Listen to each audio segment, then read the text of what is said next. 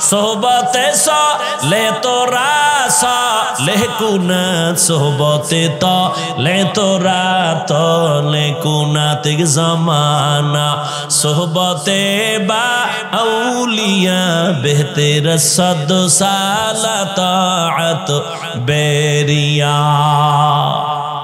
আজকের বয়ান তাদের জন্য যারা রবের সাথে আসলে কি চাই আমরা, তার রব কি দাড়ি ছাড়া চান? চান রবের সাথে মোলাকাত করবেন তো দাড়িবিহীন তো যাওয়া যাবে না, দরজা লক থাকবে, দরজা খুলে যাবে। অটো বলে অটো কেমনে কয়, স্ক্রিনের সাথে একটা লক লাগায় দিছে, চেহারাটা দেখলে তালা খুলবে। কয় কেমন, কয় দাড়িওয়ালা চেহারা। আল্লাহ তাআলা বলেন রবের সাথে যারা মুলাকাতের নিয়ত করেছো তোমাদের জন্য কর্মসূচি দুইটা। এক, তোমরা নেক আমল করবা। দ্বিতীয়, আমল করতে গিয়া রবের ইবাদতের মধ্যে যেন অন্য কেউ অংশীদার না হয়, শিরিক না হয়। শিরিক এমন এক মারাত্মক অপরাধের নাম, শিরিক যুক্ত আমল কিয়ামতের ময়দানে ফালা নুকিমু লাহুম ইয়াউমাল কিয়ামাতি ওয়াজনা, ওজনই করা হবে না। ইন্নাল্লাহা লা ইয়াগফিরু আন ইউশরাকা বিহি ওয়া ইয়াগফিরু মা দুনা যালিকা লিমান ইয়াশা ومن يشرك بالله فقد ضل ضلالا بعيدا ومن يشرك بالله فقد افترى اثما عظيما ومن يشرك بالله فقد حرم الله عليه الجنة। যারা শিরিকের গুনাহ করবে তাদের জন্য জান্নাত হারাম হয়ে যাবে। আল্লাহর মতো আল্লাহ আছে মনে করা শিরিক, আল্লাহর গুণের মতো কারো গুণ আছে মনে করার নাম শিরিক, আল্লাহর ক্ষমতার মতো কারো ক্ষমতা আছে মনে করার নাম শিরিক। যারা মনে করবে তাদের নাম হলো মুশরিক। এরে নবীর আশিক, শিরিক থেকে নিজেকে বাঁচাও আর ইখলাসের সাথে নেক আমল করো। বেশি আমলের দরকার নাই। নবী বলেন অল্প আমল করো, তবে আমলটা ইখলাসওয়ালা হতে হবে, অর্থাৎ খালিসান লিওয়াজহিল্লাহি তাআলা। আমি যে কোনো কাজ করব একমাত্র আমার আল্লাহর সন্তুষ্টির জন্য, নবীজির তরিকায় করব। অল্প আমলও যদি হয় জান্নাতের দরজা খুলবে। অল্প আমল নাজাতের জন্য দরওয়াজা খুলবে। আল্লাহর এক বান্দি চূড়ান্ত গুনাহগার জাহান্নামী নারী। ও নগর কান্দা এলাকার পর্দার আড়ালের মা বোনেরা, কান লাগায় শুনেন রে মা বোন, এই দুনিয়ায় তো আপনার মতো দামি আর কোনো মা হতেই পারে না। আপনারা তো নবীদের মায়ের মতো মা, সাহাবায়ে কেরামদের মায়ের মতো দামি মা। আপনারা তো খাদিজা রাদিয়াল্লাহু আনহার মতো নারী, ফাতেমা রাদিয়াল্লাহু আনহার মতো দামি নারী, খাদিজা রাদিয়াল্লাহু আনহা, আয়েশা রাদিয়াল্লাহু আনহার মতো দামি নারী, ইসমাইল নবীর মা হাজেরা আলাইহা সালামের মতো দামি নারী। আপনারা তো ঈসা নবীর মা মারিয়াম আলাইহা সালামের মতো দামি নারী। আজ নগর কান্দার স্টেজে সারা নগর কান্দা ফরিদপুরের মানুষ তাকাইয়া তাকাইয়া দেখছে এই মাদ্রাসা থেকে যারা হাফেজে কোরআন হয়েছেন, আলেমে কোরআন হয়েছেন, আজকে তারা মর্যাদার ফজিলতের পাগড়ি নিলেন। কিয়ামতের দিন আমার আল্লাহ নিজের কুদরতের হাতের দ্বারা এদের মাথায় মুকুট পরাবেন। আজকে খবর নিয়ে দেখবেন এই হাফেজ আলেমের মা বাবার মতো এই দুনিয়ায় ঈদের আনন্দে আর কেউ নাই। ও পর্দার আড়ালের আম্মা জানেরা, বোনেরা, ও বৃদ্ধ বাবাজি, ও যুবক, কয়দিন আর দুনিয়ায় বাহাদুরি করবা? ওই জাহান্নামী গুনাহগার বান্দি জীবনে এমন কোন গুনাহ নাই করে নাই। একদিন রাস্তা দিয়া রওয়ানা, হঠাৎ দেখে রাস্তার কিনারায় একটা কুকুর ক্ষুধার তৃষ্ণায় কান্না করে, জিহ্বা বের হয়ে গেল। ওই আল্লাহর বান্দি জাহান্নামী, অন্তরের মধ্যে মায়া জন্ম হয়ে গেল। দৌড়াইতেছি, কোথায় একটু পানি পাই, কুকুরের প্রাণটা ঠান্ডা করি। দৌড়ায় গেল, খুঁজে খুঁজে একটা পানির কূপ পাইয়া পানি উঠাবে, কিন্তু পানি অনেক নিচে, উঠাবার কোনো পাত্র নাই। আল্লাহর বান্দির পায়ে ছিল চামড়ার মোজা, মোজাটা খুলিয়া আল্লাহর বান্দি যখন পানি উঠাইতে চাইলো, দেখে মোজার নিচে আরো পানি, কেমনে উঠানো যায়? আল্লাহর বান্দির মাথায় বড় একটা ওড়না পেঁচানো ছিল। এত বড় জাহান্নামী নারী, গুনাহগার, এরপরেও বড় ওড়না মাথা ঢেকে চলে। আর বর্তমান মুসলমানের সন্তান আমার বোনেরা মাথায় ওড়না তো পরেই না, টুকটাক যা পরে তাও গলার মাফলা বানায়া ফ্যাশন করতেছি। ওড়না পরে না। যেই ঘরের নারী ঠিক মতো ওড়না পরবে না, ওই ঘরে রিজিকের কোনো বরকত হবে না। এরে আম্মা জান, ওই জাহান্নামী নারী ওড়না খুলিয়া ওড়নার এক মাথা মুজার সাথে বেঁধে পানি উঠাইয়া একটা দৌড় দিয়া কুকুরটারে পানি পান করায় দিছে। কুকুর ঠান্ডা মাথায় ঘুমায় পড়েছে। রহমতের নবী হাদিস শুনাইতেছেন সাহাবাদেরকে, ও সাহাবায়ে কেরাম, ওই মহিলাটা পানি পান করানো মাত্র একটা গায়েবী আওয়াজ কে যেন ডেকে বলে, ও আল্লাহর বান্দি, জীবনে যত গুনাহ করছো এই কুকুরের পানি পান করাবার মতো একটা ভালো আমল করেছো, এর বরকতে তোমার জীবনের সব গুনাহ মাফ হয়ে গেছে। আতিনা ফি দারে দুনিয়া না হাসান, আতিনা ফি দারে উকবা না হাসান, ইয়া গিয়াসাল মুস্তাগীসিন ইহদিনা লিফতিখারা বিল উলুমে ওয়াল গিনা। হর গরিদে নেকো তু তৈয়ার है जो न मांगे उससे तू बेजार है। আল্লাহ তাআলা বলেন, ও দুনিয়ার মানুষ, আমি রবের সাথে যদি মোলাকাত করতে চাও, আল্লাহ রবের সাথে মোলাকাত দিবেন অবশ্যই, তবে দুনিয়াতে দিবেন না। কিয়ামতের ময়দানে আল্লাহ জান্নাতের মধ্যে ঢুকাইয়া মোলাকাত দিবেন। ও আল্লাহর বান্দা, ওই রবের মোলাকাত যদি চাও, দুনিয়ার হায়াতে নেক আমল করিয়া যাইও, তবে বেশি আমলের প্রয়োজন নাই, অল্প আমল করো, তবে ইখলাস নিয়ে আমল করো, আল্লাহর জন্যই করো। ও বান্দা, তোমার অল্প আমল আল্লাহ নাজাতের দরজা খুলিয়া দিবেন। ও আল্লাহর বান্দারা, ভালো করে চিন্তা করো। আজ এখানে আমি যে বয়ান করতেছি রে যুবক, আমি একবারও বলি নাই আমি পাস করলি মাথায় দিছি তুমিও দাও, না হয় জাহান্নামে যাইবা। আমি কওমি মাদ্রাসায় লেখাপড়া করেছি, তুমি যদি না পড়ো জাহান্নামে যাইবা বলি নাই রে বাবা। স্কুল সারো, কলেজ সারিয়া মাদ্রাসায় যাও, একবারও বলি নাই। বরং আমি তোমাকে একটা পরামর্শ দিব, তুমি তোমার জায়গায় থেকে কিভাবে জান্নাতের পথ পাইবা। ব্যবসা করো, বাধা নাই। চাকরি করো, বাধা নাই।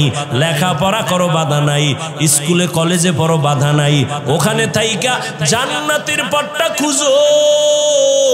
কেমনে তুমি জান্নাতের পথ পাইতে পারো? তোমার মতো যুবক, ডাক্তার, প্রফেসর, ইঞ্জিনিয়ার, 5 ওয়াক্ত নামাজি দাড়িওয়ালা আসেনি, তাহলে তাকে তো জাহান্নামী বলা যাবে না। ও চাকরিজীবী বাবা, আপনার মতো চাকরিজীবী চাকরির ফাঁকি দিয়া নামাজ ছাড়ে না, বলেন আপনি কেন পারবেন না?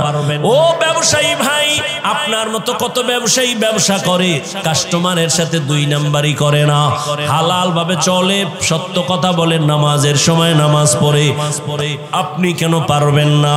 ও পর্দার আড়ালের আম্মা জানেরা, আপনার মতো কত মা, কত বোন এখনো আছে পর্দা করে, মোবাইলে চরিত্র বিক্রি করে না, নামাজ ছাড়ে না, স্বামীর মাল হেফাজত করে, সন্তানগুলোকে আদর্শওয়ালা বানানোর চেষ্টা করে।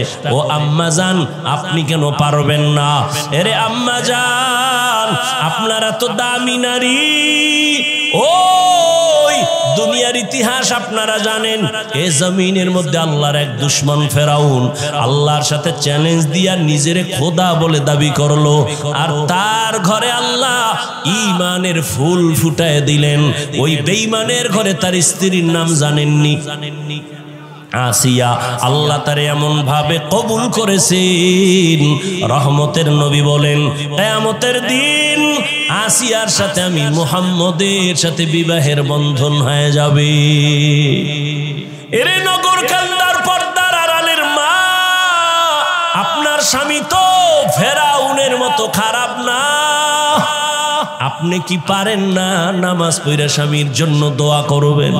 আপনি যদি স্বামীরে বুঝাইতেন, ও স্বামী আমার নামাজ পড়িও, আর আল্লাহর কাছে হেদায়েতের দোয়া করতেন, আল্লাহ আমার স্বামীরে হেদায়েতের দৌলত দাও, নামাজি বানাও, আমার স্বামীর কামাই রুজি ব্যবসায় বরকত দাও। আর মাঝে মাঝে যদি স্বামীরে বুঝাইতেন আর বলতেন, স্বামী মা বাবার আদর চাইরা তোমার ঘরে আসছি, না খাইয়া থাকলেও আসি, খাইয়া থাকলেও আসি, তোমার কাছে আমার দাবি জীবনে একটা হারাম টাকা ঘরের মধ্যে ঢুকাইবা না, কোনো কামাই রুজি অবৈধভাবে করবা না, অবৈধ টাকার খানা খাইয়া আমাদের রক্ত নাপাক করব না, আমাদের সন্তানদের রক্ত নাপাক করব না। আম্মা জান যদি বুঝাইতে পারতেন, আপনার স্বামী কোনোদিন অবৈধ হারাম টাকা ঘরে নিতে পারত না। এরে আম্মা জান, আজ আপনার আদর্শ এত দামি আদর্শ, আপনার আদর্শের দ্বারাই তো একটা সন্তান আদর্শবান হবে, একটা গাছ ভালো হলেই তো গাছের ফল ভালো হবে। এরে আম্মা জান, আবার বাবার কথা বলি না কেন তাও তো প্রশ্ন করতে পারেন, শুধু আমাদের বলেন কেন ভাই, বাবার কথা কেন বলেন না? রহমতের নবী আপনাদের মর্যাদা বাবার তুলনায় বেশি দিয়েছেন। ও আম্মা জানেরা, একটা সন্তান বাবার তুলনায় মায়ের কাছে সময় বেশি কাটায়, এবং মা যা করে ওটা দেখে দেখে সন্তান শিখে। দেখবেন যেই ঘরের মা 5 বেলার নামাজ পড়ে, হঠাৎ আজান হয়ে গেছে, আম্মা জান কাপড় টেনে মাথা ঢেকে দিয়েছেন, দেখবেন দেখে দেখে বাচ্চাটাও আজান দিলে মাথার কাপড় টেনে দেয়। মা দৌড়ে গেছে অজু করার জন্য, বাচ্চাটাও মায়ের দেখা দেখি অজু করতে গেল, মা সুন্দর করে অজু বানাইছে, বাচ্চাটা তো অজু বুঝে না, অজু বানাইতে গিয়া হাফ গোসল করে জামা ভিজায় ফেলছে। মা অজু বানাইয়া যায় নামাজে দাঁড়াইয়া হাত বুকে লাগাইয়া সূরা পড়া শুরু করলো, আলহামদুলিল্লাহি রাব্বিল আলামিন আর-রহমানির রহিম মালিকি ইয়াউমিদ্দিন ইয়াকা না'বুদু ওয়া ইয়াকা নাস্তাঈন ইহদিনাস সিরাতাল মুস্তাকিম সিরাতাল লাযীনা আন'আমতা আলাইহিম গায়রিল মাগযুবি আলাইহিম ওয়ালাদ-দাল্লিন।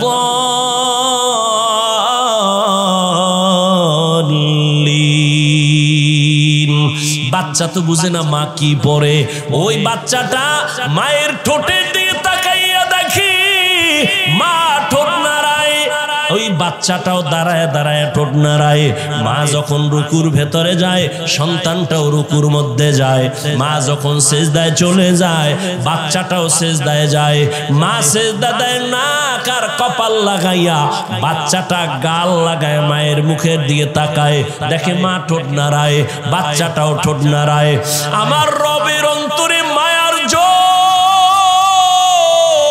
আল্লাহ বলেন, ফেরেশতা দেখ ওই বাচ্চাটা কি তামাশা করে, ঠোঁট নাড়ায় কেন? বলে আল্লাহ ওর মা ঠোঁট নাড়ায়। ওর মা কি বলে? ইয়া আল্লাহ, ওর মা বলে সুবহানা রাব্বিয়াল আ'লা। আল্লাহ কয় ফেরেশতা ওই বাচ্চাটাও বলে সুবহানা রাব্বিয়াল আ'লা, ওর সওয়াবটা মায়ের আমলনামায় উঠায়া দাও। এর এলাকার মা বোনেরা, ও যুবক, লেখাপড়া করে একজন ডাক্তার হও, বাধা নাই, অন্তর ভরে দোয়া করে গেলাম।